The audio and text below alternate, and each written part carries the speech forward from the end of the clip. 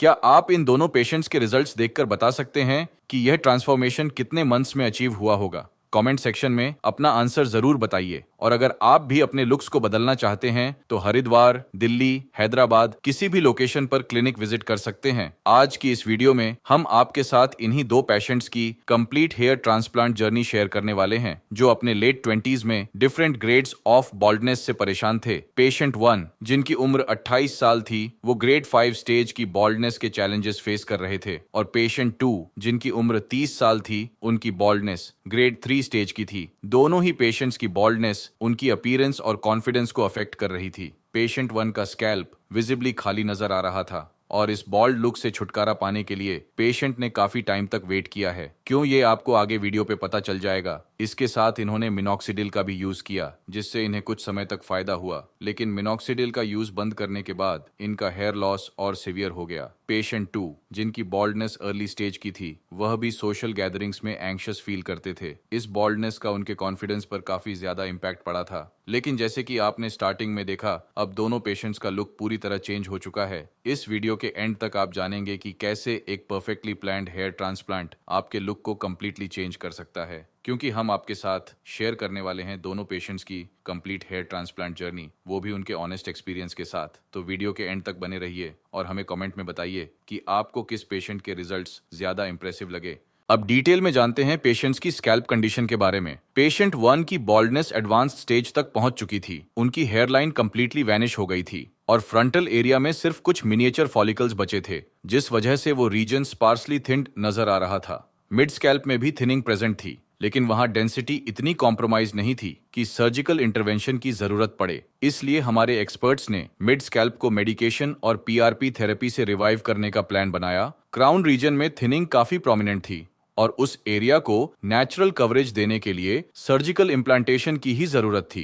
Patient के लिए overall treatment plan hairline को फुली रिस्टोर करना, फ्रंटल जोन में एडिक्वेट डेंसिटी क्रिएट करना और क्राउन में नेचुरल स्वर्ल पैटर्न रिक्रिएट करना था। अच्छी बात यह थी कि पेशेंट के डोनर एरिया में स्ट्रॉन्ग हेल्थी ग्राफ्ट्स अवेलेबल थे, जिससे उनका complete look surgical implantation plus medical support से इफेक्टिवली रिस्टोर किया जा सकता था। पेशेंट 2 की बॉल्डनेस नॉरवुड ग्रेड 3 स्टेज की थी, जिसमें उनका फ्रंट लुक ज्यादा अफेक्ट हुआ था और वो एज्ड दिखने लगे थे।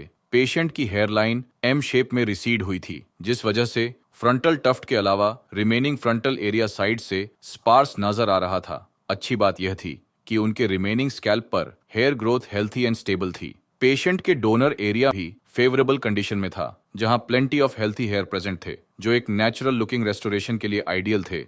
अगर आप भी हमारे पेशेंट की तरह अपने लुक्स को बदलना चाहते हैं तो आज ही हमारे एक्सपर्ट्स के साथ कंसल्टेशन बुक करें। इनिशियल एनालिसिस कंप्लीट होने के बाद next and most important step था हेयरलाइन डिजाइन। सबसे पहले हमारे एक्सपर्ट्स ने दोनों पेशेंट्स का हेड शेव किया, ताकि थिनिंग और बॉल्डनेस पैटर्न को क्लियरली इवेल्युएट किया जा सके। हेड शेव के बाद स्कैल्प को एंटीसेप्टिक सॉल्यूशन से थरली डिसइंफेक्ट और क्लींस किया गया, जिससे प्रोसीजर के दौरान इन्फेक्शन का रिस्क मिनिमम रहे। उसके बाद पेशेंट्स की फेशियल एनाटॉमी, प्रोपोर्शंस और नेचुरल सिमेट्री को ध्यान में रखते हुए उनकी कस्टमाइज्ड हेयरलाइन डिजाइन की गई। पेशेंट 1 के फेशियल स्ट्रक्चर और ग्लबेला पॉइंट से आइडियल डिस्टेंस मेजर करते हुए हेयरलाइन डिजाइन करी गई, ताकि पेशेंट को नेचुरल फ्रेम मिले। इसके साथ फ्रंटल जोन के कंप्लीट अफेक्टेड एरिया को आउटलाइन किया गया। देन मिड स्कैल्प को सेपरेटली मार्क किया, क्योंकि उस रीजन में सर्जिकल इम्प्लांटेशन की नीड नहीं थी। क्राउन रीजन को एनसर्कल करके अफेक्टेड एरिया की मार्किंग्स कंप्लीट करी गई। इसके बाद पेशेंट 2 की हेयरलाइन 4 फिंगर कॉन्सेप्ट को यूज करते हुए डिजाइन करी गई, क्योंकि उनका फॉरहेड कंपैरेटिवली वाइड था। इस टेक्निक की हेल्प से उनकी हेयरलाइन को नेचुरल बैलेंस मेंटेन करते हुए आइडियल हाइट पर सेट किया गया। उनकी बॉल्डनेस लिमिटेड थी, इसलिए मार्किंग्स प्राइमरीली फ्रंटल एरिया तक ही कन्फाइंड रखी गई। यह मार्किंग सर्जरी के टाइम डॉक्टर्स को एक precise well structured road map provide करती हैं, जिससे इम्प्लांटेशन एक्यूरेट डायरेक्शन, एंगल और डेंसिटी के साथ परफॉर्म किया जा सके।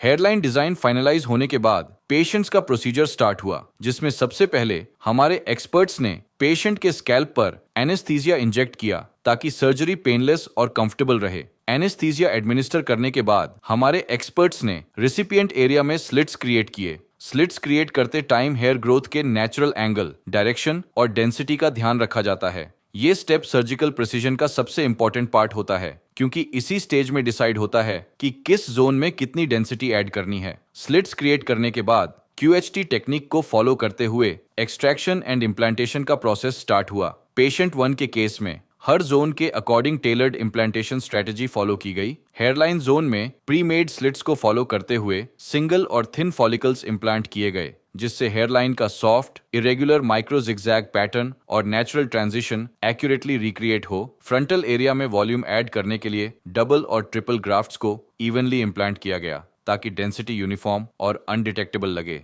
क्राउन रीजन में नेचुरल स्वर्ल पैटर्न रेप्लिकेट करने के लिए ग्राफ्ट्स को सर्कुलर ओरिएंटेशन और वेरिंग एंगल्स में केयरफुली इम्प्लांट किया गया था।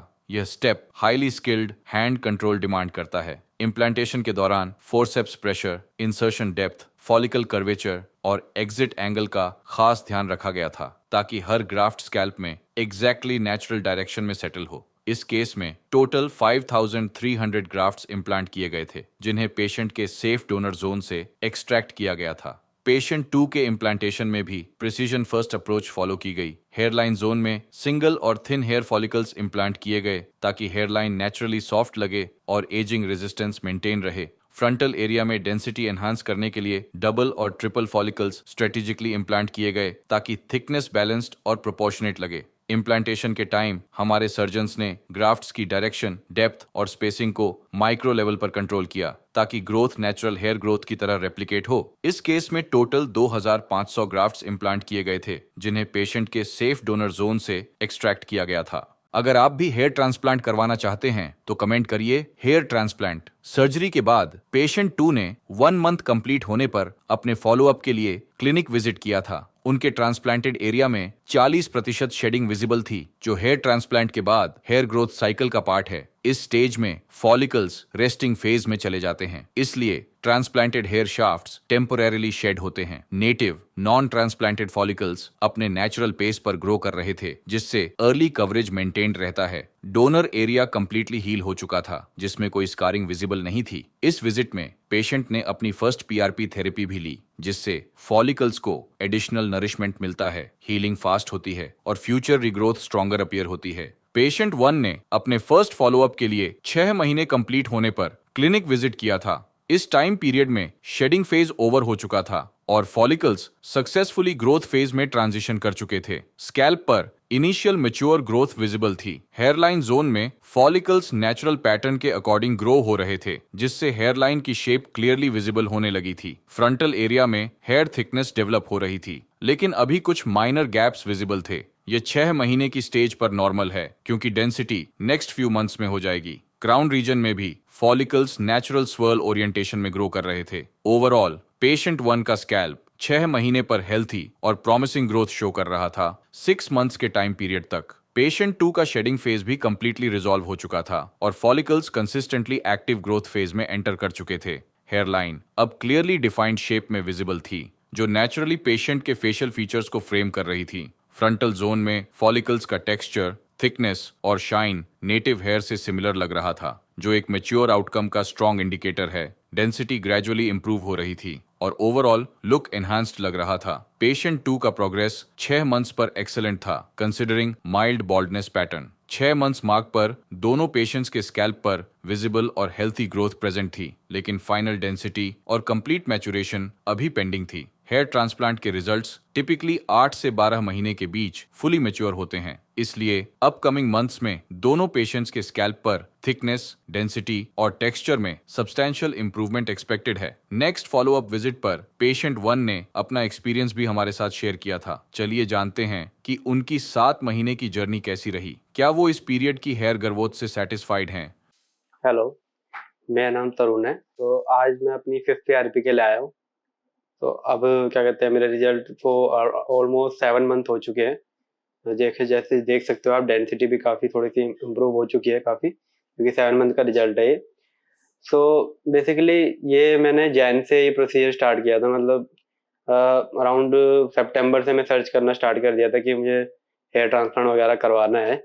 उससे पहले की जर्नी में मैं सब कुछ ट्राई कर चुका था कि ये सब लगा, ऑयल, कोई सा ऑयल, कभी कुछ ऑयल, कभी समथिंग देसी और होम्योपैथिक, आयुर्वेदिक सब ट्राई कर चुका था। बट हम जितना एक्सपेरिमेंट करते हैं उतना ही नुकसान और भी और होता चला जाता है। सो उसके बाद एक फाइनल डिसीजन हो ही जाता है कि यार अब कुछ हो नहीं रहा तो अब हेयर ट्रांसप्लांट ही करा जाएगा। सो उसमें फिर मैंने सर्च किए काफ़ी सारे दिल्ली में क्लिनिक वगैरह। सो काफ़ी मैंने सर्च किया उसमें, यूट्यूब पे वीडियोस वगैरह देखी, इंस्टाग्राम पे वीडियोस वगैरह देखी। सो मुझे क्यूएचटी ही मतलब उन सब में से सही लगा। मैं और किसी का नाम नहीं लेना चाहूँगा यहाँ पे, वो आप लोगों का डिसीजन है किससे क्या करवाना है आपको। So and at the end कि मैंने सारे उनमें यूट्यूब पे उनके वीडियोस देखे हैं, सेलिब्रिटीज़ की, काफ़ी सारे सेलिब्रिटियों ने भी यहाँ पे कराया हुआ है। तो एक तरह से मेरा कॉन्फिडेंस बूस्ट था यहाँ पे। मैं वैसे भी ना जब आप इस जर्नी में होते हो, हेयर फॉल की जर्नी में होते हो, सो आपको गूगल भी अपने आप ही ये सब बार बार आगे करता रहता है, ऐड ऐड देता रहता है। तो ऐसा नहीं कि मैं क्यूएसटी को सितंबर से फॉलो कर रहा हूँ, मैं क्यूएसटी को अराउंड 2022 से फॉलो कर रहा हूँ। तो उस टाइम उनकी ब्रांच सिर्फ हरिद्वार और हैदराबाद में थी। सो आई एम वेटिंग कि कभी तो दिल्ली में आएगी। तो मैं उनसे पूछता था कि दिल्ली में कब आएगी, जब तक मैं अपना किसी भी क्लिनिक से, नॉर्मल क्लिनिक से मिनोक्सिडिल वगैरह स्मॉल ट्रीटमेंट स्टार्ट कर देता था कि चलो शायद मिनोक्सिडिल से रिजल्ट तो आ ही रहे हैं। बट एक्चुअली क्या होता है कि जब मेरा मतलब ये फेज 2018 या 19 में शुरू हुआ था, तो जब मैंने क्लिनिक विजिट किया था तो उसमें मेरे को यही मिनोक्सिडिल वगैरह सब दिया गया था, मेडिसिन दी गई थी। तो वहाँ पे जो मेरे को मिस्टेक फील हुई, वहाँ पे ये मिस्टेक फील हुई कि वहाँ पे मेरे को बताया नहीं गया कि मिनोक्सिडिल को ड्रॉप आउट कैसे करते हैं। सो एक टाइम पे ऐसा आपको होता है कि आप कॉलेज लाइफ ले रहे होते हो और धीरे धीरे स्टार्टिंग में अर्निंग में आते हो, उसमें आपको लगता है कि यार ये 2 से 3 दिन यार डॉक्टर की फीस जा रही है एंड द मेडिसिन आ रही हैं, तो इसको अब मेरी हेयर क्वालिटी भी डेंस हो गई है, तो यार अब मुझे इसको रोकना है। और जब आप उस क्लिनिक से आप बात करते हो तो वो कहते हैं कि नहीं, ये मेडिसिन कंटिन्यू रखनी पड़ेंगी, ये लाइफ टाइम तक आपको खाना है। तो वो ऐसा आपको आपको ऐसा फील होता है कि यार ये लाइफ टाइम तक खाना मतलब ऐसा क्या, मतलब बालों को एनहांस करना है, ठीक है, डाइट से भी हो सकता है या कुछ और हो सकता है। तो मेरे को लगा कि यार वो डॉक्टर मतलब उन्होंने मतलब कंसर्न अच्छे से नहीं किया, क्योंकि अगर वो कंसर्न अच्छे से करती कि इसको कैसे ड्रॉप आउट करना है धीरे धीरे, वो मुझे बताया नहीं गया। सो मुझे तो यही लगा कि वो अपनी फीस के चक्कर में, अब आप एक जगह जा रहे हो, एवरी 1.5 मंथ आप उसके पास जा रहे हो और उसके बाद आपको यही लिखा जा रहा है कि ये दवा, यही दवाइयाँ कंटिन्यू करनी है। सो आपको लगता है यार मैं 3,000 उसको क्यों दे रहा हूँ, सो डॉक्टर को क्यों मैं इसकी फीस दे रहा हूँ कि 3,000, जब मुझे यही कंटिन्यू करना है, कंटिन्यू करना है। एंड अब आप ऐसी स्टेज पे आ गए, 6 to 7 मंथ आप उसके कंटिन्यू जा रहे हो, अब उस स्टेज पे आ गए यार मैं पूछना चाहता हूँ कि इसको ड्रॉप करना है। तो वहाँ पे उन्होंने, डॉक्टर ने मुझे बोला कि नहीं, मेडिसिन कंटिन्यू रहेगी। तो वहाँ मुझे बताया नहीं गया कि मिनोक्सिडिल को डे बाय डे ऐसे रोका जाता है। इफ अगर आप 2 बार लगा रहे हो तो 1 time, then alternate, then drop करना होता है। तो वो मेरे को अपना हेयर्स के पॉइंट ऑफ व्यू से लगता है वो मेरा टर्निंग पॉइंट था, जो मैंने ड्रॉप आउट करा और वो फिर मेरे को हेयर फॉल होता चला गया। देन क्या होता है, ये हमारे जन्म के हेयर्स होते हैं ना, बर्थ के हेयर्स होते हैं, उनकी डेंसिटी बहुत अच्छी होती है, ठीक है, वो हेयर फॉल हो गया। देन मुझे लगा यार एक बार बॉल्ड भी होना चाहिए। जब कोविड के टाइम में बॉल्ड भी हुआ था कि चलो यार एक बार देखते हैं, दोबारा से कोई और चीज एक्सपेरिमेंट करते हैं, बोल्ड होके लगाते हैं ताकि ऑयल भी अच्छे से लग जाए, सब कुछ कंफर्ट रहे, ज्यादा दिक्कत नहीं होगी। कोविड के टाइम में सब घर पे थे तो सब एक्सपेरिमेंट कर ही रहे थे, कोई फूड में जा रहा था, कोई किसी में जा रहा था। तो यहाँ पे हमारा हेयर्स का चल रहा था तो मैं हेयर्स का एक्सपेरिमेंट कर रहा था। सो वो सब जर्नी थी मेरी। एंड एट द एंड कुछ हुआ नहीं उसका भी, थोड़ा सा रिजल्ट मिल जाता था, थोड़ा सा कॉन्फिडेंस बूस्ट होता था, बट उसका कोई एक फाइनल गोल सेट नहीं हुआ था कि हाँ मैं सेटिस्फाई हो गया कि रिजल्ट आ गया, अब मेरे को यहाँ पे रुकना है। वो मुझे कभी मिला नहीं। तो एट द एंड में 23 में मैंने फाइनल डिसीजन ले लिया था कि मैं ट्रांसप्लांट कराऊंगा, थोड़ा सा थोड़ा सा सेविंग्स वगैरह करके। एंड फिर मैं वेट कर रहा था कि क्यूएसटी कब दिल्ली में आएगा। चलो अगर दिल्ली में आएगा तभी मैं करवाऊंगा, क्योंकि वहां पे जाके करवाना, देन अप डाउन करना या उनसे फिर सलाह लेना, क्योंकि मेरे माइंड में यही चल रहा था, बार बार उनसे सलाह ही लेनी है, बार बार पीआर, सबसे मेन पीआरपी। यार पीआरपी करवाने में हर महीने गुरुद्वारा तो जाऊंगा नहीं ना, सबसे मेन ये था मेरा दिक्कत कि यार मैं पीआरपी करवाने हर महीने वहां नहीं जाने वहां जाता। एक बार एक प्रोसीजर है 5 डेज के लिए, मैं वहां पे होटल में रुक सकता हूँ, ट्रांसप्लांट करा सकता हूँ, वो ठीक है।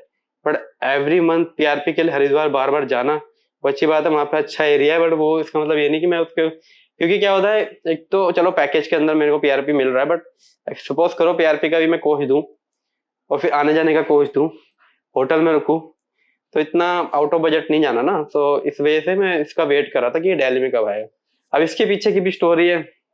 दिल्ली में मैंने रिसेप्शनिस्ट से बात किया कि हाँ आएगा आएगा, देन आएगा आएगा, आई एम वेटिंग कि आएगा, अक्टूबर में आएगा, नवंबर में आएगा। मैंने ऐसे किसी भी क्लिनिक के इतने चक्कर नहीं लगाए कि जितने इसके लगाए, क्योंकि अब मेरे को फाइनल डिसीजन था, मैं अपने फ्रेंड्स को भी लाता था, मेरे को तो आगे से आना पड़ता था, पर मैं जो यहीं पे करता हूँ राजेंद्र प्लेस में, सो अपने फ्रेंड्स को बुला लेता था, चल एक बार देख के आते हैं क्या स्टेटस है, क्या स्टार्ट हुआ है नहीं हुआ, something and all.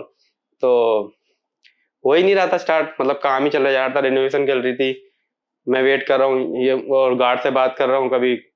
So at the end उनको पता चल गया कि ये बंदा करवा के ही मानेगा यहाँ से, तो उन्होंने मुझे फाइनल डेट बता दी थी कि इन दिनों खुल जाएगा। सो अब जब उन्होंने उन दिनों मुझे बता दिया कि हाँ इन दिनों खुल जाएगा, देन मैं फाइनल डे पे आया जब ये खुल चुका था। तो अब उसमें और स्ट्रेटेजी मिली कि अब उन्होंने बोला कि अभी भी यहाँ पे टीम ना अभी आई नहीं है, तो अभी फिर वेट करना पड़ेगा। तो मैंने कहा यार मैं इतना वेट करा, मैंने ओपन होने का वेट किया, अभी भी मैं 1 महीना तो और वेट नहीं कर सकता, क्योंकि विंटर जाए जा रहा है।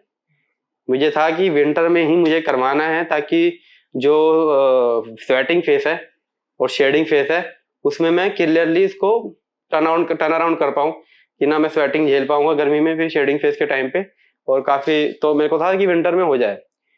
सो अब जब यहाँ पे मैं क्लिनिक में आया तो उन्होंने मुझे एक सजेशन दिया कि आप सर्जरी वहाँ करवा लीजिए, पीआरपी यहाँ करवा लेना। मैं कहा एट द एंड फिर हरिद्वार में ही सर्जरी हुई, ठीक है। सो मैंने कहा ठीक है यही होना था, तो चलो कोई नहीं। मैं सबसे ज्यादा परेशानी पीआरपी के लिए था कि पीआरपी तो चलो दिल्ली में ही हो जाएगी। तो आज मेरा 5th विजिट है, वैसे मेरी सर्जरी हरिद्वार में ही हुई थी, मेरी सर्जरी हुई थी 1 फेब को, एंड आज मेरा 5th पीआरपी है। तो डेंसिटी क्या होता है इसमें, एक इसके पीछे भी पूरा वो है, प्रोसीजर है। हेयर ट्रांसप्लांट इज नॉट कि आपको सोल्यूशन मिल गया, ठीक है, उसमें भी सब कुछ आपको मतलब केयरिंग बहुत इंपॉर्टेंट है, और पेशेंस बहुत इंपॉर्टेंट है, प्रिकॉशंस बहुत इंपॉर्टेंट है इसमें।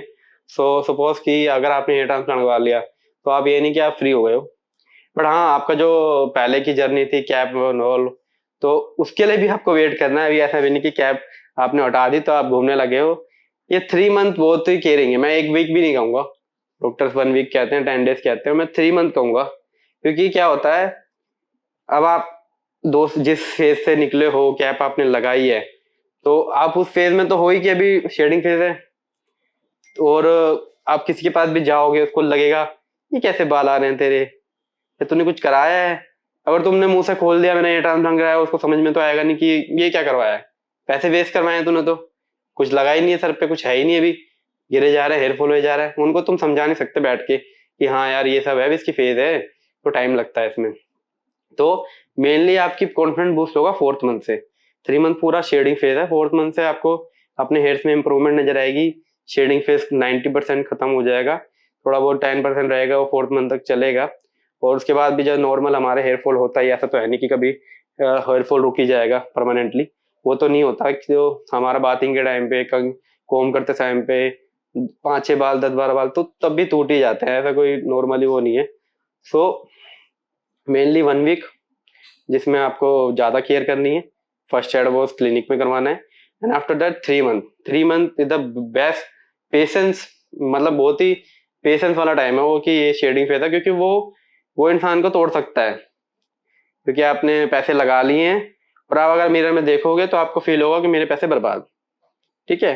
तो सबसे मेनली पेशेंस वाला टाइम वो 3 मंथ है, तो वहां से घबराना नहीं है, वहां से आगे बढ़ना है। उसको ये सोचना है कि ये एक प्रोसीजर का पार्ट है, it's a second step. First step आपने हिम्मत करके ट्रांसप्लांट करवा लिया, क्योंकि सर्जरी भी कोई भी सर्जरी हो, भले किसी में पेन पेन ना हो, बट सर्जरी सर्जरी होती है, ठीक है।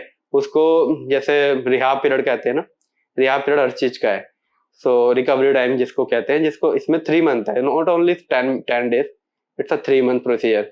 सो 3 मंथ के बाद आपका जब ग्रोथ स्टार्ट होती है तो स्लोली स्लोली आपको कॉन्फिडेंस बूस्ट होता है। कैप तो आप ऑलरेडी रिमूव कर चुके हो, क्योंकि हेयर ट्रांसप्लांट के बाद कैप भी बेकार है पहननी, क्योंकि जो होलिकल्स हैं वो थोड़े से लूज हो जाएंगे तो अच्छा नहीं रहेगा, तो कैप आप रिमूव कर चुके हो। 4th मंथ से आपका शेडिंग फेस कम हो जाएगा और हेयर ग्रोथ स्टार्ट हो जाएगी, तो मिरर में देख के कॉन्फिडेंटली अपने आप को देख पाओगे, किसी से आंख से आई कॉन्टेक्ट करके बात कर पाओगे।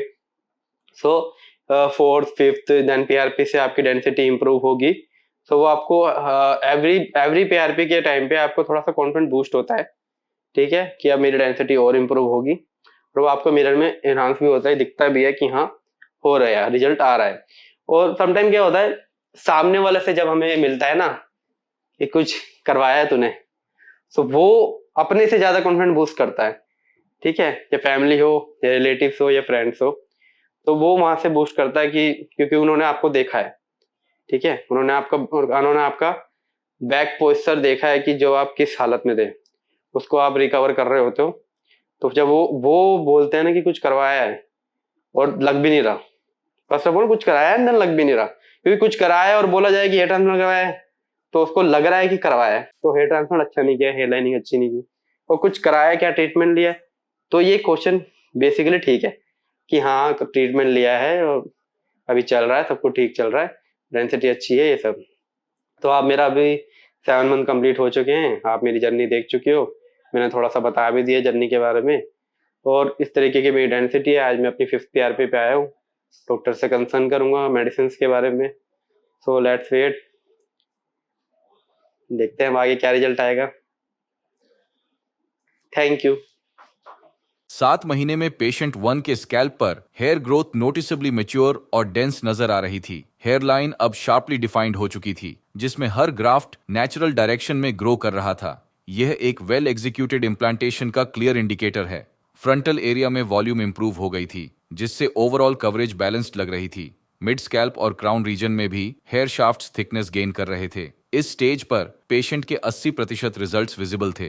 पहले पेशेंट के स्कैल्प पर जहां बॉल्डनेस विजिबल थी, अब वहां हेल्थी हेयर ग्रोथ विजिबल थी, जिससे पेशेंट की अपीयरेंस यूथफुल, कॉन्फिडेंट और एनर्जेटिक लग रही थी। पेशेंट 1 के ये रिजल्ट्स अभी सिर्फ 7 महीने के हैं, जो नेक्स्ट फ्यू मंथ्स में और थिकनेस, शाइन और मैच्योरिटी गेन करेंगे, जिससे final look even more natural and dense appear होगा। पेशेंट 2 ने अपने फाइनल रिजल्ट्स शोकेस करने के लिए 9 महीने कंप्लीट होने पर क्लिनिक विजिट किया था, और इस विजिट पर उन्होंने अपना एक्सपीरियंस भी शेयर किया था। चलिए जानते हैं उनसे कि क्या वो अपने रिजल्ट से सेटिस्फाइड हैं। हाय, मेरा नाम जफर है और मेरी एज 30 ईयर है और आज मेरी 5th PRP है। आज मैं QST पे 5th PRP के लिए आया हूँ और उसके बाद हर महीने मुझे रिजल्ट बहुत अच्छा मिलता गया। धीरे धीरे मेरे 2500 ग्राफ्ट लगे थे और काफ़ी अच्छा एक्सपीरियंस रहा यहाँ पर आकर। और सर्जरी का टाइम लगभग 5 से 6 घंटे का था, लेकिन पता नहीं लग रहा था सर्जरी हो रही है। एक माहौल था, अलग ही माहौल था, कोई पर दिक्कत नहीं, परेशानी कुछ नहीं थी, सब अच्छे से हो रहा था। डॉक्टर का बिहेवियर और नर्स वगैरह का बिहेवियर, सब ऑल स्टाफ का बिहेवियर अच्छा था हमारे साथ। काफ़ी अच्छी सर्जरी हुई। सर्जरी से लगभग 5 दिन बाद मेरा हेड वॉश हुआ था। मैंने हेड वॉश किया अपना, और मेरा जो डोनेट एरिया था वो भी थोड़ा थोड़ा 1 हफ्ते बाद बाल आने शुरू हो गए। और जो सर्जरी हुई थी वहाँ भी थोड़ा थोड़ा मुझे रिजल्ट महसूस हुआ, नॉर्मल रिजल्ट था। और मेरे एक हफ्ते बाद, सर्जरी के 1 हफ्ते बाद मैंने डोनेट एरिया पर ध्यान दिया, तो वहाँ पे थोड़ा थोड़े बाल नॉर्मल आने शुरू हो गए थे। और सर्जरी के लगभग 20 दिन बाद शेडिंग फेज स्टार्ट हो गया था। और पहले तो मैं डर गया, शेडिंग फेज हुआ, मुझे लगा कि बाल गिर गए, लेकिन 1 महीने बाद दोबारा रिग्रोथ हुई और बाल वापस आ गए सब। काफ़ी अच्छा एक्सपीरियंस रहा। सर्जरी से पहले 6 महीने पहले जब मेरी जो हेयर ग्रोथ थी वो सब ख़त्म होती जा रही थी, और मुझे खुद को महसूस होता था कि मैं, एक अजीब सी फीलिंग होती थी। मैं दोस्त वगैरह के साथ जाता था, शादी पार्टी में जाता था, तो काफ़ी एज लगती थी। लेकिन मैंने सर्जरी कराई, मुझे फिर से वो पहले वाली फीलिंग आती है, एकदम लाइफ स्टाइल अच्छा हो गया है और मैं अपने बिजनेस में भी बहुत अच्छे से काम कर रहा हूँ। एक कॉन्फिडेंस आ गया है वापस। सर्जरी से पहले मैं काफ़ी परेशान था।